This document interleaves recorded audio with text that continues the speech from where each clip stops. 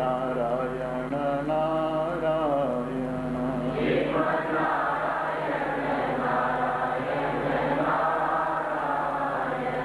भजमन नारायण नारायण नारायण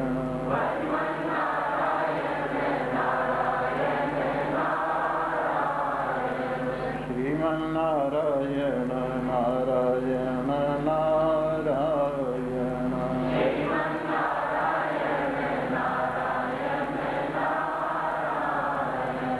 हरिमन नारायण नारायण नारायण श्रीमन नारायण नारायण नारायण भजमन नारायण नारायण नारायण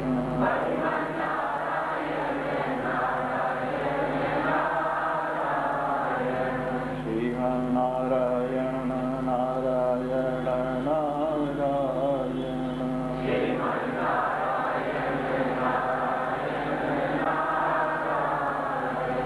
भजमन नारायण नारायण नारायण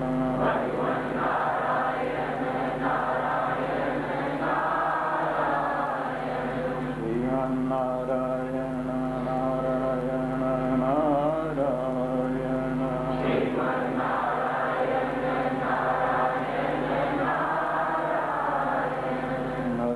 नारायण नारायण नारायण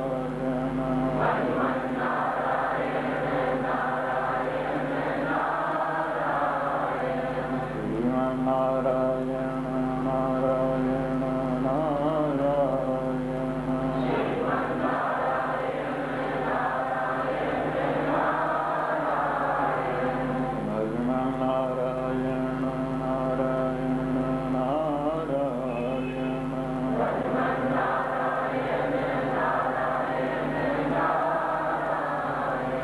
श्रीमन नारायण नारायण नारायण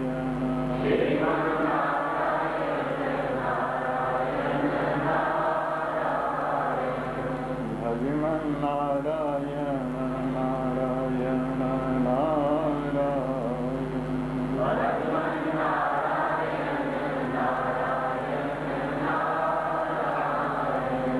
बोलो कृष्ण भगवान की जय।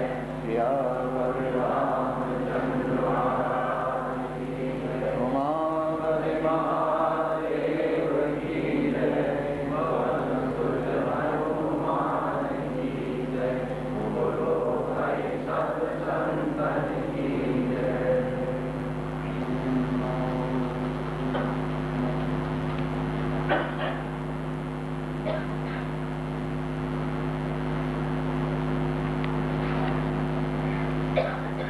सानां विद्धि पार्थ सनातनम्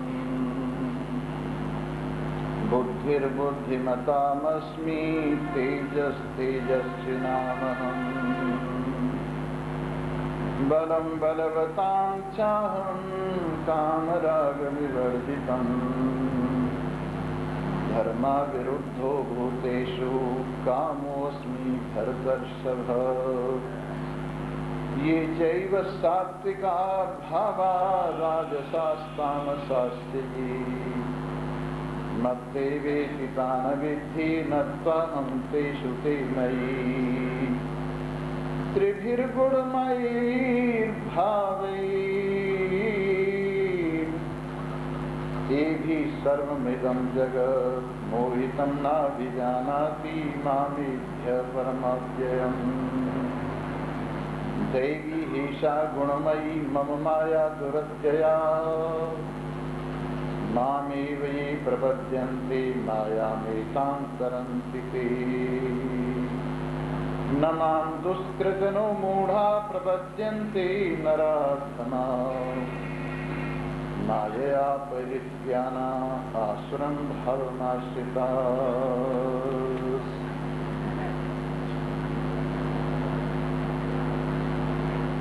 उपस्थित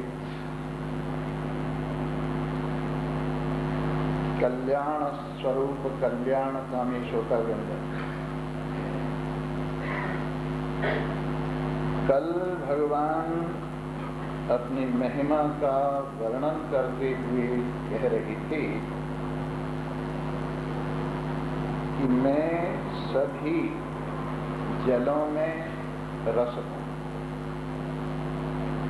सूर्य चंद्रमा में प्रभा हूँ, समस्त वेदों में प्रणव हूँ, आकाश में शब्द हूँ और व्यक्तियों में पौरुष हूँ। पृथ्वी में पुण्य स्वरूपा गंध में ही हूँ, अग्नि में तेज में ही हूँ और सभी प्राणियों में जीवन में ही हूँ और तपस्वियों में तप में ही हूँ। आज सबका निचोड़ बताते हुए भगवान कहते हैं, बीजम माम सर्वभूतानां विद्धि पार्थ सनातनम। हे प्रथापुत्र, कुंती का एक नाम प्रथा भी है, इसलिए उनको पार्थ कहा जाता है। अर्जुन प्रथा का पुत्र होने के कारण पार्थ कहा जाता है। तो हे पार्थ, हे प्रथापुत्र, हे कुंती पुत्र, मैं सभी भूतों का बीज हूं, माने सब कुछ मुझसे ही प्रकट होता है। चाहे तो प्राणी वर्ग हो, जिसको चर प्रकृति कहते हैं, और चाहे अप्राणी वर्ग हो, जिसको अचर प्रकृति कहते हैं। ये दोनों प्रकार का संसार चराचर, उसका मूल बीज मैं ही हूँ। मुझसे ही चराचर जगत प्रकट होता है। मैं ही बुद्धिमानों की बुद्धि हूँ,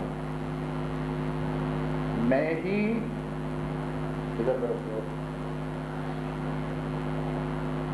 तेजस्वियों का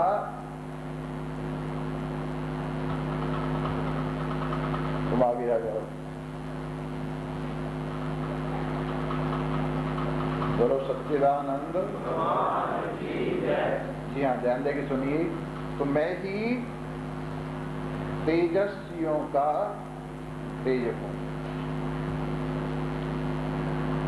बलम बलवतां चाहम, और बलवानों का बल नहीं।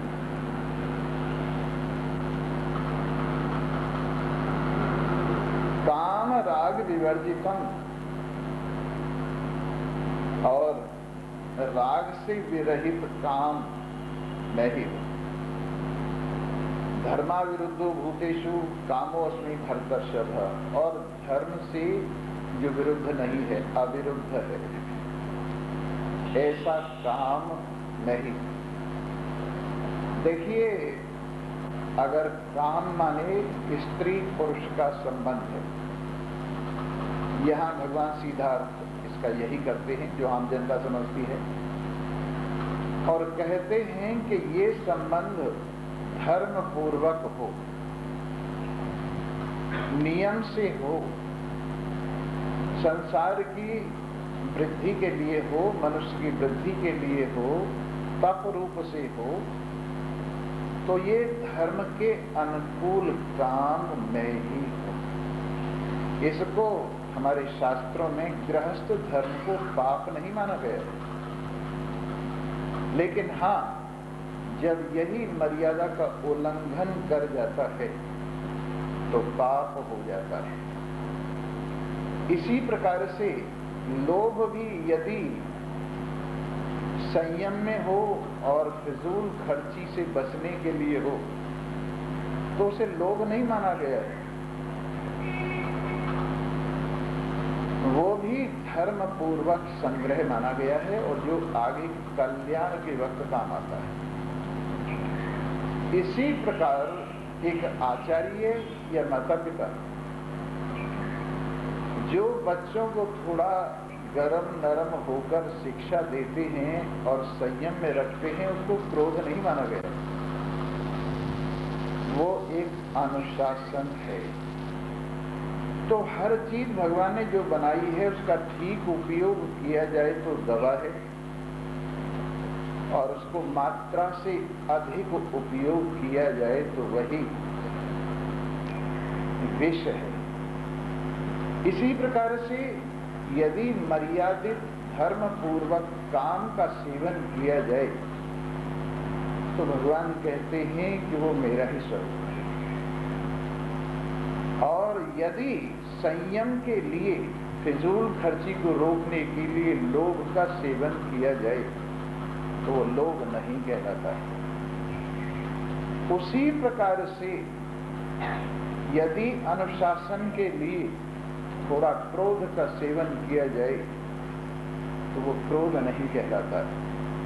ऐसे ही अगर बाल बच्चों के पालन के लिए, ख्याल रखने के लिए थोड़ा सा मोह सा रखा जाए तो वो मोह नहीं कहलाता। यानी मोह कब है? जब व्यक्ति मोह की नदी में डूब जाए तब तो मोह है। और मोह की नदी के किनारे पर बैठ के काम चला लेवे और अपने को डूबने न देवे तो मोह नहीं है, अपने कर्तव्य का पालन है। यदि क्रोध की नदी में डूब जाए तब तो वो क्रोध है। और यदि क्रोध के किनारे पर बैठकर अपना काम चला लेवे और एक ड्रामा की तरह से अनुशासन के लिए इसको लाए तो इसका सेवन कल्याणकारी। वैसे ही लोभ की नदी के किनारे पर बैठ के काम चला लेवे और उसमें डूबे नहीं तो वो लोग संयम है, कल्याणकारी है, डुबाने वाला नहीं। इसी प्रकार संत पुरुषों में राग, शुभ प्रवृत्तियों में राग और अशुभ प्रवृत्तियों में द्वेष, ये कल्याणकारी भाव है। इस प्रकार थोड़ा सा कांटा यदि बदल दो तो आपकी समझ में आ जाए भगवान ने जो कुछ बनाया है कोई भी चीज बेकार नहीं बनाई। आपको एक रेखा चित्र बनाकर दे दिया और कहा इसमें रंग भरो, और रंग भी आपको दे दिए। ये आपकी समझ है कि आप रंग किस तरह से भरते हैं। अगर रेखा चित्र में आप रंग ढंग से भरते हैं तो वो चित्र खिल उठता है, चमक जाता है, शोभायमान हो जाता है, अच्छा लगता है। और जहां जो रंग नहीं भरना चाहिए वहां वो रंग भर दिया जाए, और जो जहां रंग भरना चाहिए वो न भरा जाए तो वो चित्र खराब हो जाता है। वैसे ही भगवान ने जिंदगी देकर कुछ रंग दिए और उन रंगों से कहा कि अपनी जिंदगी को रंग। लेकिन हमने क्या किया, उन रंगों को ठीक ठिकाने पर नहीं लगाया और उन रंगों को उलट पुलट लगा लिया। और इस तरह से उन रंगों के उलट पुलट लगाने से हमारे जीवन का चित्र खराब हो गया। अब आप ये बताइए कि ये जो जीवन का चित्र खराब हुआ है ये हमारी बेवकूफी से खराब हुआ है ना। रंगों की क्या कमी है, रंग तो सारे हैं। अब रंगों को आप ठीक ठिकाने पर लगाइए और फिर देखिए कि रंग कैसे खिलता है। अच्छा, आप यूं ही देख लीजिए, कांटे भी बनाए हैं भगवान ने और फूल भी बनाए हैं। अब आप ये देखिए, अगर कांटे न बनाता तो फूलों की रक्षा कैसे होती, और कांटे न बनाता तो फूलों की कोमलता का कैसे पता लगता। इसलिए कांटों की चुभन से फूलों की कोमलता का पता लगता है। इसलिए जो कुछ बनाया है भगवान ने ठीक ठीक बनाया है। हमारे अनुकूल न पड़े तो क्या हुआ, ये तो हमारी समझ है, हमारी अपनी बुद्धि की कमी है। अन्यथा भगवान का बनाया हुआ संसार बिल्कुल पूरे का पूरा फिट है, बिल्कुल ठीक है, उसमें कोई भी चीज बेठीक नहीं है। इस प्रकार रंग भरना सीखिए कहीं से और फिर देखिए कि कोई भी चीज भगवान की बनाई हुई बेकार नहीं है। गुलों के साथ में ये खार भी कुछ बेसबब नहीं, फूलों के साथ में कांटे भी यूं ही नहीं लगा दिए हैं, गुलों के साथ में ये खार भी कुछ बेसबब नहीं, देखो हुस्न के तोलने को कांटा लगा दिया। और ये बताया कि मैंने कांटे पे तोल के बनाया है, इसको मैंने कांटे पे तोल के बनाया है और कांटा साथ रख दिया, तुम भी तोल के देख लो फूल क्या होता है और कांटा क्या होता है, कोमलता क्या होती है और प्रखरता क्या होती है। अगर दुख के कांटे न बनाए होते तो सुख के फूलों की कोमलता का क्या पता लगता। इसलिए ठीक तरह से जीवन के चित्र में रंग भरिए और भगवान को दोष मत दीजिए कि भगवान ने मोह बना दिया। भगवान ने मोह बना दिया संसार के पारण करने के लिए, आपके फंसने के लिए नहीं बनाया। भगवान ने काम बना दिया संसार के उत्पन्न करने के लिए, आपको गड्ढे में डालने के लिए नहीं बनाया। भगवान ने लोभ बना दिया अशुभ प्रवृत्तियों पर अंकुश लगाने के लिए, आपको पैसे का दुरुपयोग करने के लिए छूट नहीं दी। भगवान ने क्रोध बना दिया आपको गलत रास्ते से रोकने के लिए। भगवान ने आपके इस संयम के बांध को किसी के द्वारा अच्छी तरह से सुरक्षित करा दिया, अन्यथा तो आप चाहे जो कुछ कर डालते। किसी का अंकुश न होता, माँ बाप का, गुरुजनों का, गवर्नमेंट का, परमात्मा का थोड़ा सा गर्म स्वभाव न होता तो आप पता नहीं कहाँ के कहाँ चले जाते। इस प्रकार से भगवान ने जो कुछ बनाया वो सब ठीक बनाया और आप उसका सदुपयोग करना सीखिए। इसलिए भगवान कहते हैं कि मैं धर्म से अविरुद्ध प्राणियों के अंदर अगर काम है तो मेरा ही स्वरूप है, वो मेरा ही स्वरूप है, ये जैव सात्विका भाव। और भगवान तो यहाँ तक कहते हैं कि सात्विक भाव भी मुझसे ही प्रकट होते हैं, राजस भाव भी मुझसे ही प्रकट होते हैं, तामस भाव भी मुझसे ही प्रकट होते हैं। मत एवेति तान विद्धि न त्वहं तेषु तेमयि, वो सब मुझसे ही प्रकट हुए हैं, उन सब में मैं तो विराजमान हूँ, वो सब मेरे में नहीं। उन सब में मैं तो विराजमान हूँ, मेरी वास्तविकता है, लेकिन वो सब मुझ में कल्पित हैं, ख्याली हैं, वास्तव में नहीं हैं। इस प्रकार से भगवान की महिमा को समझिए। त्रिभिर गुणमयी भावैरेवि सर्वमिदं जगत, तीनों गुण मुझसे क्यों प्रकट हुए हैं कि एक गुण से संसार नहीं बन सकता, एक गुण से संसार नहीं बन सकता, इसलिए तीन गुण बनाए, सतोगुण, रजोगुण और तमोगुण। त्रिभिर गुणमयी भावैः, इन तीन प्रकार के गुण वाले भावों से ही ये सारा जगत प्रकट हुआ है। कोई सतोगुण स्वभाव वाला, कोई रजोगुण स्वभाव वाला, कोई तमोगुण स्वभाव वाला, कोई मिश्रित स्वभाव वाला। किसी में सतोगुण रजोगुण मिले हुए हैं, किसी में रजोगुण तमोगुण मिले हुए हैं, किसी में तमोगुण सतोगुण मिले हुए हैं। इस प्रकार से ये तीनों गुणों का मेला पूरा संसार है और ये तीनों गुण मुझसे प्रकट हुए हैं। इन तीनों गुणों का मूल मैं ही हूँ। त्रिभिर गुणमयी भावैः, इन तीनों गुणमय भावों से सारा जगत प्रकट हुआ है और ये तीनों गुण मुझसे प्रकट हुए। मोहितम नाभिजानाति, साधारण आदमी इस बात को नहीं जानता कि तीनों गुण मुझसे प्रकट हुए हैं, पर मैं तीनों गुणों से अछूता हूँ। तीनों गुण मुझसे प्रकट हुए हैं पर मैं तीनों गुणों से अछूता हूँ। माम एभ्य परम अव्ययम, मैं इनसे परे हूँ और बहुत परे हूँ और अव्यय हूँ और तीनों गुणों से अछूता हूँ। इस बात को लोग नहीं जानते हैं, समझते हैं जब भगवान से प्रकट हुए तो भगवान में जरूर होंगे, भगवान की जेब में से निकले हैं ये सतोगुण रजोगुण तमोगुण, तो जरूर भगवान में मौजूद होंगे। पर वास्तविकता यह है, यही माया है भगवान की, भगवान में है नहीं पर फिर भी प्रतीत हो। इसका नाम क्या है? माया। जो वस्तु जहाँ न हो वहाँ प्रतीत होवे तो इसका नाम माया है। इस प्रकार से रेगिस्तान में रेत में जल होता नहीं है, पर दूर से ऐसा लगता है कि रेत में जल है। ये क्या है? माया, इसका नाम माया। जिस प्रकार से कोई अभ्रक का पत्र पड़ा हुआ है और उसमें कोई समझे कि चांदी है, वो चांदी नहीं है, पर उसमें जो चांदी दिखाई देती है अभ्रक में, वो क्या है? माया है।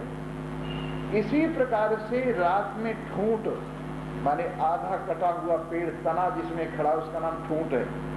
ठूंठ में जैसे चोर दिखाई देंगे, उसमें चोर है नहीं, चोर की प्रतीति क्या है? माया है। उसी प्रकार भगवान में तीनों गुण दिखाई देते हैं, ये उनकी माया है। पर अगर तलाश करने लगो तो तीनों गुण भगवान में नहीं है। माया का स्वभाव है एक, जो खोज करने पर, विचार करने पर न टिके, उसका नाम माया है। जो विचार करने पर न टिके, अधिष्ठान के ज्ञान पर, असलियत के ज्ञान पर निबट जाए, उसका नाम माया। तो ये सारा प्रपंच भगवान के ज्ञान पर निबट जाता है, और जब तक भगवान का ज्ञान नहीं हुआ तब तक दिखाई देता रहता है। इसीलिए कहा है, जे ही जाने, जिसके जानने पर ये जगत स्वप्न जैसा हो जाता है। जैसे रस्सी को जानने पर रस्सी में सांप भाग जाता है, रस्सी में प्रतीत होने वाला सांप जैसे रस्सी को जान लेने पर नहीं रहता, वैसे ही जगत भगवान के ज्ञान पर कहीं भी नहीं है। परंतु जब तक ज्ञान नहीं है तब तक संसार आप देख रहे हो। इस प्रकार एक और तो भगवान कह रहे हैं कि तीनों गुण मुझसे प्रकट हुए हैं, तीनों गुणों की सत्ता मेरी सत्ता है, और तीनों गुण मुझ में ही वापस आ जाते हैं, और तीनों गुणों से ये संसार सारे का सारा बनता है। परंतु मैं इन सब में हूं, पर ये सब मुझ में नहीं है। घड़ों में मिट्टी है, पर मिट्टी में घड़ा नहीं है। अजीब बात है, मिट्टी घड़ों में है, पर घड़े मिट्टी में नहीं है। कहाँ है घड़े? कल्पना ही है, कल्पना ही, अन्यथा तो वो मिट्टी ही है। जैसे 1 किलो मिट्टी घड़े बनने से पहले है, और फिर आपने उसको घड़ा बना दिया। अगर उसमें घड़ा कोई नई चीज आ गई है तो 1 किलो से कुछ बढ़ जाना चाहिए। कितना मिट्टी होगी इसमें? उसका वजन कितना होगा घड़े का? कुल 1 किलो। 1 किलो पानी मिलके भी तो सूख जाता है, जब पकाओगे पानी कहाँ रहेगा? घड़े का वजन 1 ही किलो रहता है, होता है। जब घड़ा बनने से पहले मिट्टी 1 किलो होती है, और जब घड़ा बन जाता है तब भी 1 किलो ही रहता है, और जब घड़ा टूट जाता है तो भी 1 किलो ही रहता है। तो घड़ा का बनना और बिगड़ना क्या है? माया मात्र। और माया क्या है जरा देखिए। पहले घड़ा कुम्हार के दिमाग में आता है कि मुझे घड़ा बनाना, कुम्हार के दिमाग में ये बात आती है कि मुझे घड़ा बनाना है, और फिर उसके हाथ में आता है, और फिर मिट्टी में जाता है और घड़ा बन जाता है। घड़ा कहाँ से आया? ख्याल से, और मिट्टी का सहारा लेकर खड़ा हो गया। घड़ा ख्याल से आया, मिट्टी का सहारा लेकर खड़ा हो गया।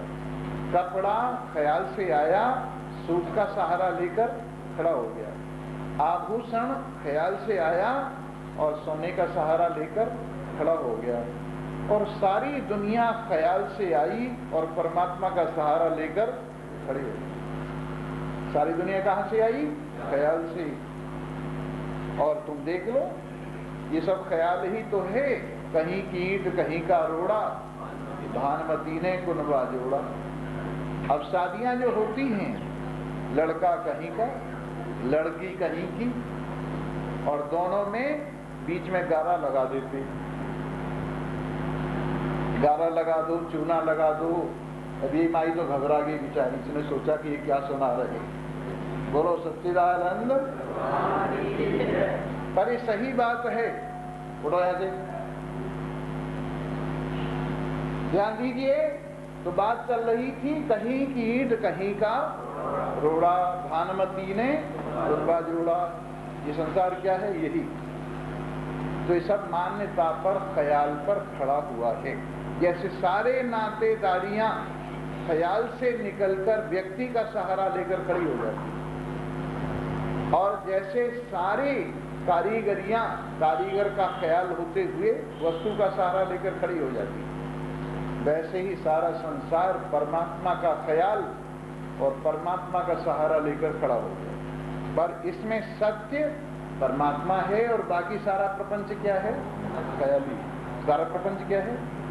ख्याली। इसीलिए हम कहा करते हैं सब खेल ख्याली है बाबा, क्यों शोक मनाता है? सब खेल ख्याली है बाबा, क्यों शोक मनाता है? आना जाना सब धंधा, तू है ख्याल से बंधा। आना जाना सब धंधा, तू है ख्याल से बंधा। ये बंधन जाली है बाबा, क्यों शोक मनाता है? ये बंधन जाली है बाबा, क्यों शोक मनाता है? सब खेल ख्याली है बाबा, क्यों शोक मनाता है? सब खेल ख्याली है बाबा, क्यों मनाता है? ये सारे का सारा जो कुछ प्रपंच है ख्याली। इस प्रकार मोहितम नाभिजानाति, इन तीनों गुणों से मोह को प्राप्त हुआ व्यक्ति मुझको नहीं समझता कि मैं तीनों गुणों का मूल होते हुए, तीनों गुणों की वास्तविकता होते हुए, तीनों गुणों का सृजक होते हुए भी तीनों गुणों से बिल्कुल परे हूं और अव्यय हूं, एक रस हूं। दैवी ऐशा गुणमयी मम माया दुरत्यया, ये जो दैवी दिव्य गुण संपन्न गुणमयी सतोगुण रजोगुण तमोगुण वाली मम माया, मेरी माया, दुरत्यया, इसको पार होना बड़ा मुश्किल है। इस दुरत्यया माया के द्वारा, इस पार होने में कठिन माया के द्वारा व्यक्ति मुझे समझ नहीं पाता है, इससे ढका रहता है उसका ज्ञान। और माँ में भी ये प्रपद्यन्ते, लेकिन जो मेरी शरण में आ जाते हैं, मेरा चिंतन करते हैं, मेरा श्रवण मनन निधिध्यासन करते हैं, माया में ताम तरंती थी, वो इस माया को पार। अब तुम देख लो, दुनिया का चिंतन करो, करते रहो तो आगे भी दुनिया, पीछे भी दुनिया, दाएं भी दुनिया, बाएं भी दुनिया, अंदर भी दुनिया, बाहर भी दुनिया ही दुनिया अड़ी रहेगी। दुनिया का चिंतन करते रहो, सब और दुनिया अड़ी रहेगी, क्योंकि ख्याल ही तो है, ख्याल ही तो है। और इस ख्याल को कन्वर्ट कर दो, बदल दो और परमात्मा में मन लगा दो, परमात्मा का ही श्रवण मनन निधिध्यासन करो, तो इस ख्याली दुनिया का क्या हो जाएगा? देखो, एक ज्ञान होता है माई ज्ञान और एक होता है स्वर्णकार का, सुनार का ज्ञान। जैसे कोई माई सुनार के यहाँ आभूषण खरीदने गई, तो वो आभूषण जब खरीदती है तो उसका ध्यान किस चीज पे रहता है? डिजाइन पे रहता है। खास चीज डिजाइन है, सोने पर उतना ध्यान नहीं रहता। सोना होना चाहिए, ठीक है, सोने का है, सोने का होना चाहिए, परंतु खास चीज क्या है? अगर उसे कहा जाए 1 किलो सोना तेरे गले में वैसे ही बांध दिया जाए तो वो पसंद नहीं आएगा, तो उसको क्या चाहिए? डिजाइन चाहिए। और वो बहुत बढ़िया डिजाइन वाला आभूषण वो खरीद के लाती, और जब बाई चांस, बाई दी वे उसे बेचना पड़े तो सुनार क्या खरीदेगा? क्या डिजाइन खरीदेगा? सोना खरीदेगा। वैसे ही अज्ञानी आदमी तो डिजाइन खरीदते, और ज्ञानवान क्या देखते हैं? सोना देखते हैं। तो नाम रूप और माया जिसे कहते हैं वो तो डिजाइन है, और परमात्मा इसमें क्या है? सोना है। तो जिसकी दृष्टि मूल पर है, असल पे है, वास्तविकता में है, वो तो ज्ञानवान है। और जिसकी दृष्टि नाम रूप पे है, वो माई वाला ज्ञान है। और वो काम चलाऊ ज्ञान, सांसारिक ज्ञान डिजाइन का है। लड़की देखने जाएंगे कहीं तो क्या देख के आएंगे? डिजाइन। लड़की का चेहरा कैसा है, लड़की का बोलना कैसा है, लड़की का चलना फिरना कैसा है, सब चीज क्या देखेंगे? डिजाइन देखेंगे। लेकिन लड़की में वास्तविकता क्या है, ये उनकी समझ से परे की बात। तो इस प्रकार से दुनिया तो डिजाइन का मेला है, नाम रूप का मेला है।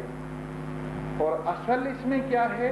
कोई समझता है वो परमात्मा, असल इसमें परमात्मा है। तो इस प्रकार से इस माया से जो ढकी हुई बुद्धि वाले हैं और हर वक्त माया का ही ध्यान रहता है, नाम रूप का ही ध्यान रहता है और हर वक्त इसी का ख्याल रहता है, तो वो क्या देखते हैं? डिजाइन देखते हैं। तो नाम रूप को देखते रहते हैं।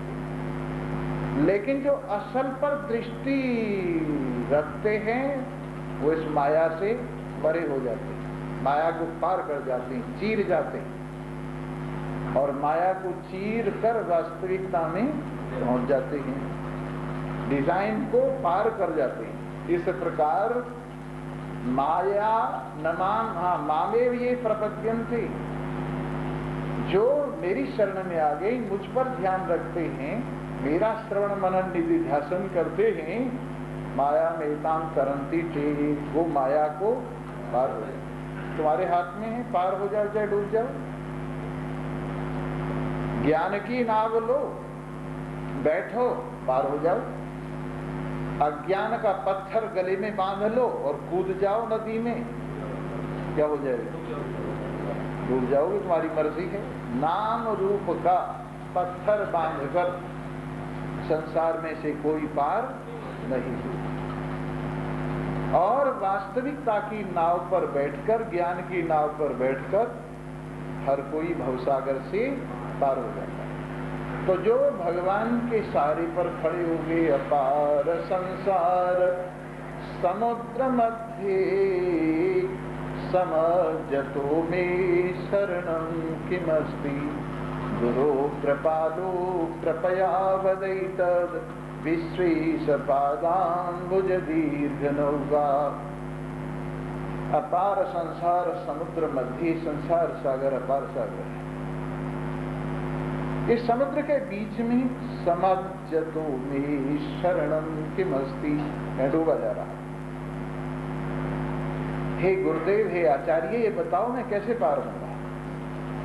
अपार संसार समुद्र मध्य समजतो में शरणं किमस्ति, गुरु कृपालो कृपया वदैतद्। हे कृपा के सागर गुरुदेव, कृपा करके ये बताएं मैं कैसे पार होऊंगा? तो वो क्या कहते हैं? विश्वेश पादाम्बुज दीर्घ नौका, भगवान के चरण कमलों की दृढ़ नाव है, तो उसका सहारा ले और भवसागर से पार हो गया। तो इस प्रकार से जो भी व्यक्ति विशेष मन परमात्मा में लगाता है, परमात्मा का ही श्रवण करता है, परमात्मा का ही मनन करता है, परमात्मा का ही निधिध्यासन करता है और परमात्मा वाला है। परमात्मा वाला जानते हो ना?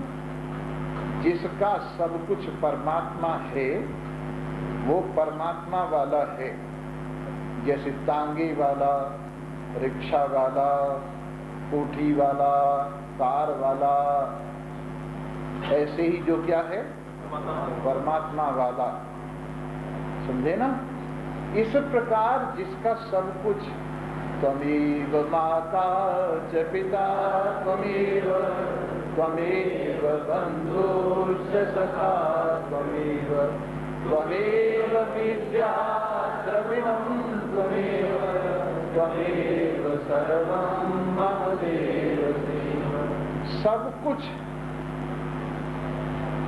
परमात्मा को ही जो जानता है, परमात्मा वाला, परमात्मा के प्रति मन से समर्पित, तन से समर्पित, वाणी से समर्पित, सब प्रकार से परमात्मा के प्रति जो समर्पित है, ऐसा व्यक्ति इस माया को पार हो जाता है।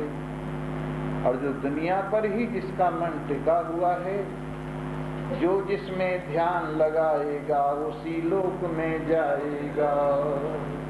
जो जिसमें ध्यान लगाएगा वो उसी लोक में जाएगा। भूत प्रेतों की सेवा करने वाले भूत प्रेतों को प्राप्त होते हैं, भगवान ने कहा है। देवताओं की सेवा करने वाले देवताओं को प्राप्त होते हैं।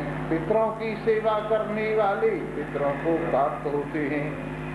और मेरी सेवा करने वाले मुझको प्राप्त होते हैं। अब तुम्हारी मर्जी है, किसको पाना चाहते हो? ऐसे ही कह रहे हो।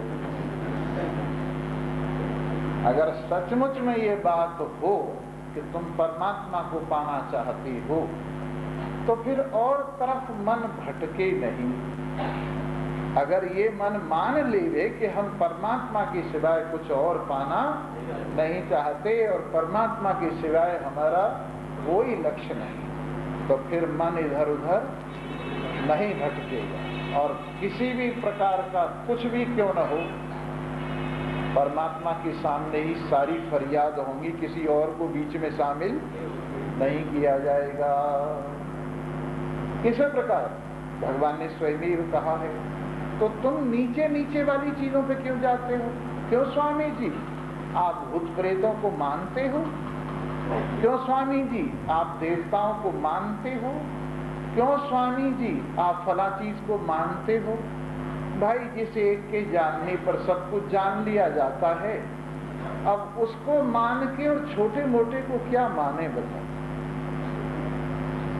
क्या करें भाई? अब पहले ही शुरू में ही ऐसा हो गया, स्वाभाविक ही एक ऐसा तत्व सामने आ गया तो जिसको जानकर सब कुछ जाना हुआ हो जाता है, जिसमें सब कुछ शामिल है और तीनों गुणों से परे। जब वो वास्तविकता खुल गई, अब छोटे मोटे दरवाजे क्यों खटखटाता फिर? दर दर कुत्ता फिरत है, दर दर दुर दुर हो। एक ही दर का होए रहे तो दुर दुर कहे न कोई। दर दर कुत्ता फिरत है, दर दर दुर दुर हो। एक ही दर का होए रहे तो दुर दुर कहे न कोई। इसलिए बजाय इसके कि इधर उधर धक्के खाते फिरिए, कभी यहाँ कभी वहाँ, कभी इधर कभी उधर, इसके बजाय जिस एक के साधने पर सब कुछ सध जाता है, ऐसा परमात्मा देव उसको उसकी शरण में जाए, उसको गुणानवास सुने, उसकी महिमा को सुने और उसकी और अपनी एकता का अनुभव करे। और जो उसके साथ एकता का अनुभव कर लेता, एकम एक हो जाता है। माया मेताम तरंती ते, वो इस माया को पार कर जाता है। नमाम दुष्कृतनो मूढ़ा प्रपद्यन्ते नराघवा, मायापहृत ज्ञाना आश्रम भावमाश्रितः। दुष्कृतनो, पाप कर्म करने वाले, ओट पटांग बुद्धि वाले, ना समझ लोग, तमोगुणी भावों वाले, नराधम लोग मेरी ओर आते ही नहीं। उनका मन लगता ही नहीं है यहाँ।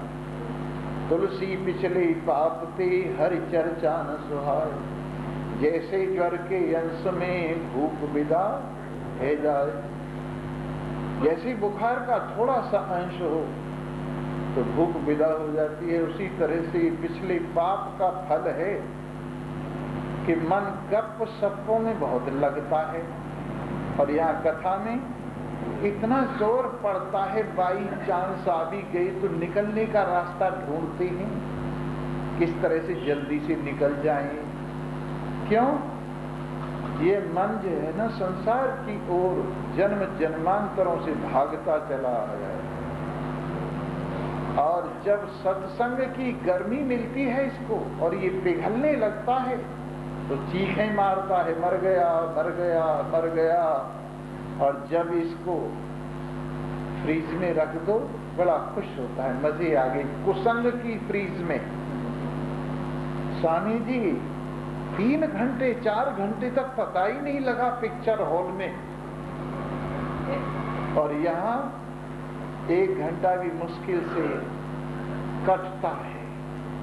कुछ तो पीछे आएंगे, कुछ पहले भागेंगे, शर्मा शर्मी आ तो गए पर टाइम काटना मुश्किल है। क्यों? क्योंकि मन यहाँ घबराता है, मन यहाँ पिघलता है, मन यहाँ निवृत्ति की ओर जाता है, इसलिए यहाँ घबराता है। और दुनिया में पुष्ट होता है, मोटा होता है, पक्का होता है, खुराक मिलती है इसको दुनिया से, खुश होता है, वाह मजे आ गए, क्या मौज की बातें हुई, क्या जोक्स हुई, क्या ये हुआ, उसमें खुश होता है। तो इस प्रकार से ये सब क्या है? नमाम दुष्कृतनो मूढ़ा प्रपद्यन्ते नराधमा। जो नराधम मूढ़ लोग, उल्टे पुल्टे कर्म करने वाले हैं, वो लोग मेरी ओर आते ही नहीं। एक बार ऐसा हुआ, नारद जी ने भगवान को कहा कि भगवान यहाँ अकेले बैकुंठ में बैठे बैठे मजे उड़ा रहे हो, 2 4 10 आदमी और बुला लो। कहने लगे यार चाहता तो मैं भी हूँ, 2 4 भक्त लोग आ जाएं तो मेरा भी जी लगा रहेगा, पर क्या करूं, कोई आता ही नहीं। कि अच्छा मेरे को आप जो है आज्ञा दीजिए। बोले जाओ, जितने चाहो उतने ले आओ और जिसको चाहो उसको ले आओ, तुमको हमने सर्टिफाइड कर दिया, जाओ। तो नारद जी अपना वीणा उठाया और सोचा किसको बैकुंठ में ले चलूं। तो एक सेठ दुकान पर बैठे तिलक विलक लगा के सोचा ये भगत जी हैं, चलो इन्हीं से बात करता हूँ। जाकर कहा सेठ जी, बोले क्या बात है, पैसे चाहिए, मांगने आए हो कुछ? बोले नहीं वो बात नहीं, मैं नारद हूँ। ओहो आइए प्रभु, बड़ी कृपा की, भगवान की परम भक्त, प्राइवेट सेक्रेटरी, आपने बड़ी कृपा की है। कैसे आगमन हुआ? कि भगवान की आज्ञा हुई है, चाहे जिसको वैकुंठ में ले आओ, तो मेरी दृष्टि तुम्हारे पर गई है सबसे पहले। कहने लगे वैकुंठ में ले चलने के लिए आए हो? हाँ बस तैयार तो मैं भी हूँ, पर इन लड़कों का लड़कियों का ब्याह हो जाए फिर इसके बाद चले। नारद जी दूसरी तरफ चले गए, लड़की लड़कों का ब्याह हो गया, फिर आए, कहने लगे चलो, कहने लगे हिसाब दुकान का और समझा दूं, इसके बाद चले। तीसरी बार आए तो उनकी जयराम जी की हो गई। सोचा कहीं बाहर नहीं गई होंगे, यहीं कहीं होंगी, मन परिवार में था, तो गाय के बछड़े के रूप में दिखाई दी। कहने लगे वाह, गाय का बछड़ा बन गए, अब कृपा करो, चलो तो चलो। बोले गाय दूध दे रही है, बच्चों का पालन हो रहा है, अभी अगर चला गया तो गाय दूध देना बंद कर देगी, इसका दूध निबटने दो, फिर चलो। जब आए तो फिर इसके बाद में वहां से भी हरिओम दर्शत हो गई, और फिर उसके बाद में देखा तो एक पालतू कुत्ते के रूप में बैठे हुए हैं। कहने लगे कहाँ पहुंच गए, अब तो चलो। कहने लगे ये बहुएं घर छोड़ के चली जाती हैं, मेरे को रखवाली करनी पड़ती है, आप जाओ कृपा करो। आखिर को ये हुआ, उसने कहा मेरे पीछे हाथ धो के पड़े हुए हो, मैं ही मिला हूं तुम्हें बैकुंठ में जाने के लिए। जब वो जाने ऐसे ही सब बहानेबाजी करके रह गई, तो भगवान को नारद जी ने कहा प्रभु कोई तैयार नहीं है, इस माया मोह से सब ऐसे चिपटे हुए हैं, कोई वैकुंठ में आने को तैयार नहीं है, आप ही दर्शन दे दो चल के और सबके कष्ट दूर कर दो। बोले अच्छा चलो। अब जैसे तुम्हारा यह मंदिर है ना, यही छत पे आके विष्णु भगवान बैठ गए और कहने लगे जाओ बुला लाओ, जो कोई हमारे दर्शन करके कष्ट मिटाना चाहे सबको ले आओ। भगवान विष्णु पधारे हुए ही जल्दी से जल्दी आओ। लोग इकट्ठे हो गई, बड़ी जनता इकट्ठी हुई, क्योंकि एडवर्टाइजमेंट का जमाना है ना। ऐसा एडवर्टाइजमेंट नारद जी ने किया, भीड़ की भीड़ इकट्ठी हो गई। बच्चे देखो, औरतें देखो, आदमी देखो, बुढ़े देखो, बालक, जवान, सब जब आ गए, भगवान ने ऊपर से देखा, वाह मौज हो गई, सारी दुनिया इकट्ठी हो गई, कल्याण सबका हो जाएगा। लेकिन 4 दरवाजे नीचे बने हुए थे। एक दरवाजे पर पैसों का ढेर था। बच्चों ने कहा पैसे जैसी चीज कोई भी नहीं है, आइसक्रीम खाएंगे। तो बच्चे तो पैसे लेके दौड़ गए। इसके बाद नोटों का ढेर था। माइयों ने सोचा ये बढ़िया चीज है, भगवान किसने देखा है, वो नोट लेके दौड़ गई। आदमियों का नंबर आया तो सोना पड़ा हुआ था, सोने की असरफियों को देखकर वो भी अपने को न रोक सके और वो भी चली गई। चौथे दरवाजे पर एक चिंतामणि रखी हुई थी और वो ऐसी थी जो चाहो वही मिल जाए। तो नारद जी ने कहा भाई ये चाहिए कि भगवान चाहिए, यही दे दो मुझे, तो तुम ही जाओ भगवान के पास। तो अकेले नारद जी ही पहुंचे, सारी भीड़ वापस हो गई। तो हमने देखा भीड़ भाड़ तो बहुत जगह हो जाती है, लेकिन वो भीड़ कुछ पैसे लेके वापस चली जाती है, कुछ नोट लेके वापस चली जाती है, कुछ सोना लेके वापस चली जाती है, और एक आध वो चिंतामणि लेके चली जाती है। भगवान तक तो कोई कोई पहुंचता है मेरे मित्रों। तो माया अपहृत ज्ञाना नमाम दुष्कृतनो, दुष्कृति लोग, मूढ़ लोग, नराधम लोग मेरी ओर आते ही नहीं, मेरा विश्वास करते ही नहीं है, और माया के द्वारा जिनके ज्ञान पर डाका डाल दिया गया है, वो आसुरी भाव को प्राप्त होकर, अभिमान और गरूर को प्राप्त होकर बस इसी संसार के चक्र में बार बार मरती रहती ही, बार बार जीते रहती ही। चतुर्विधा भजन्ते माम जना सुकृतनो अर्जुन, आर्तो जिज्ञासु अर्थार्थी ज्ञानी च भरतर्षभ। 4 प्रकार के लोग, पुण्यवान लोग हे अर्जुन मुझे भजते हैं। एक तो आर्त जो दुखी होते हैं, कष्ट में होते हैं, वो मुझे भजते हैं। एक जिज्ञासु ज्ञान की इच्छा वाले मुझे भजते हैं।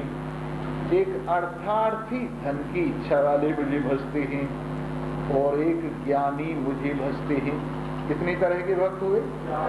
4 तरह के, आर्त, जिज्ञासु, अर्थार्थी और ज्ञानी।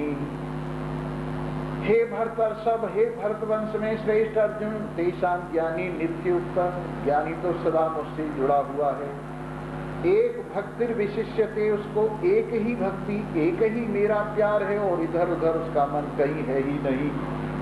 इसलिए ज्ञानी मुझे सबसे ज्यादा प्रिय है। प्रियो ही ज्ञाननो अत्यर्थम एहम स च मम प्रिय, क्योंकि ज्ञानी मुझे सबसे ज्यादा प्यार करता है, इसलिए ज्ञानवान को मैं भी सबसे ज्यादा प्यार करता हूँ। वैसे तो चारों मेरे भक्त हैं, चारों को मैं प्यार करता हूँ, पर ज्ञानी तो मेरा आत्मा ही है।